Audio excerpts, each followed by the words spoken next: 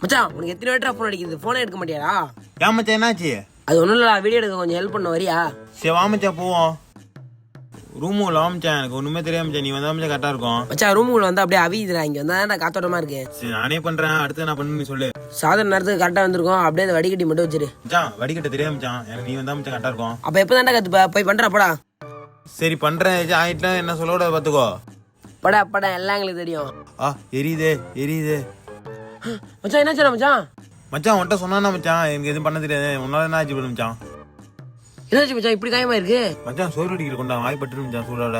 மச்சான் சாரி மச்சான், என்ன மன்னிச்சுக்க மச்சான், என்னோட அலட்சியத்தினால தான் மச்சான் அப்படி உனக்கு அனுப்பிச்சு. சரி ஒன்னும் நீ கவலைப்படாத, என்கிட்ட ஒரு மருந்து இருக்கு, அதை எடுத்து வந்து போட்டா எரிச்சல் எத்தனை நேரத்துல நின்றும். அப்பனா சீக்கிரம் மருந்து எடுத்துரும் மச்சான், எரிச்சு தாங்கல. இந்த உடனே போய் எடுத்துருன்னு சொல்லிட்டு வேற எங்கேயுமே போல. எங்க பெருமா வீட்டுல உள்ள கத்தாழை செடியை பிச்சுட்டு வந்து மச்சான் சொத்து தலை வச்சு எரிச்சல நின்று மச்சான். சீக்கிரம் தர மச்சான்.